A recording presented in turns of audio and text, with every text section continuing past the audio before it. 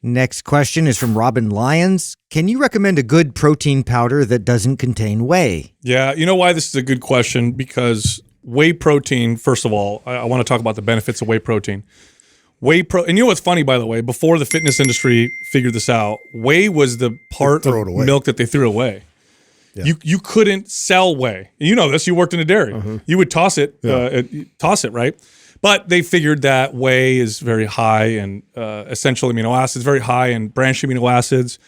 It's for people who can tolerate it, very bioavailable. It's got immune boosting properties, one of the best muscle building proteins that exists. And simultaneously, it mixes very easily in liquid. So it's like the perfect protein powder.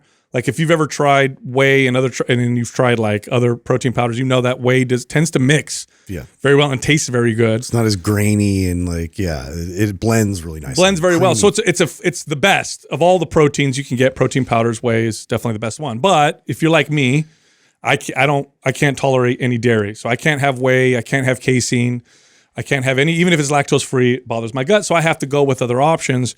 What are some of those better other options? Well, if you stick to animal sources of protein, which tend to be better if you're going to go gram per gram, you could buy egg protein powders. Egg protein powders, however, they tend to, because it's high in, I think, sulfur. It tends to cause pretty bad farts. Yeah, a lot of people will say that, and I've noticed that myself, and I've had clients notice that. But if it doesn't, egg is really good. You could do collagen. Collagen's got some benefits, but it's not the best muscle building protein gram per gram, but it's got some other health benefits. And then you can go vegan. Now with vegan protein, what you'll see is what you want to stay away from are single sources of vegan protein, like just soy or just pea, because vegan sources of protein, you're better off with the combination. It gives you a more balanced amino acid profile. So the one that I use, obviously, we've been working with Organifi for a long time. Their plant protein is the best one that I've ever used. And I've used plant proteins now for 15 years. And I've gone, brown rice protein, I've gone soy protein, I've gone pea protein. Organifi's is this blend of different vegan sources, and it's very easy to digest, and I feel really good on it. So that's the one that I would recommend. Now, since you recommended Organifi, I think it's a good opportunity also to talk about buying protein powder based off of price, because I think that's probably been the number one thing that I've had to discuss with clients when I talk about protein powders, because even well before we worked with Organifi or Organifi even existed, I was a trainer, and I'd recommend a protein powder. I'd always recommend a couple brands that I really liked, and my clients would always come back. It was the constant battle. Like, oh, did you get your protein powder? I'm like, oh yeah, no, I found this one. They would always find the cheaper one because they're always trying to save money. And they'd be like, oh, this one, the one you recommended was like $60-$70. I found this one for $35 for whatever. And it's like, the supplement industry is not regulated. So going for the cheapest supplement product is most often not the best strategy. So you have to explain like what makes a good quality protein powder and why you're spending more money. Because I know when people see Organifi is on that upper tier of price point for what they have. Well, first off, protein powders are very low margin supplements. A lot of people don't know this, but supplement companies don't make huge profits off protein powders because it's so competitive. That's right. You're talking about 10-15%. So that's such a good point. That's all supplements. Protein powders are smaller because the way, where they make their margins, pre-workouts and other stuff. It's the protein powders are low because it's such a competitive market. In fact, supplement companies often will be okay with like a 1 or 2% margin, knowing that they'll bring people in to buy their other products. So why am I saying this? Because there's not a lot of room to cut price unless you cut quality. This is where you see the difference. What do I mean by quality? Well, first off, supplement companies, big ones, have been caught and busted for doing things like amino acid spiking. So if a company says it's 30 grams of protein per scoop, and a company comes in to test that, the way they test that is they don't test all the amino acids. They'll test one. Okay, 30 grams of protein of whey should have this much leucine in it. So they'll test the leucine, and then they'll confirm, oh, it's got 30 grams of protein. What these shady supplement companies were doing, and there were a few that got busted, literally, legally, is they would just spike it with leucine to make it cheaper. So then when you test it, 30 grams of protein. In reality, it was like 15 grams of protein per scoop. So you're paying, less, but you're getting way less protein. Not getting 30 grams, you're getting 15 grams.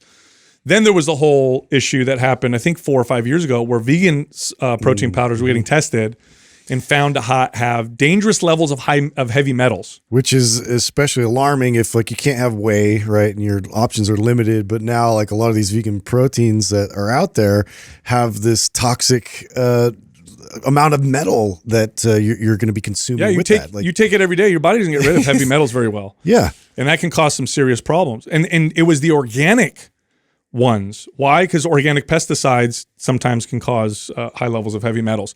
The good companies were testing for all of this, and were making sure that it wasn't in there. The cheaper ones didn't pay for that kind of stuff. So you really get what you pay for when it comes to protein powders. Is it still examine.com is like one of the better places you can kind of check a lot of these companies and their track record? I don't think you could check companies, but they'll break down something. What you want to look for with a company are third-party tests. Like how many third-party companies go in, test them. Can you get the report? Like you could call Organifi and ask for third-party testing, and they'll send them to you.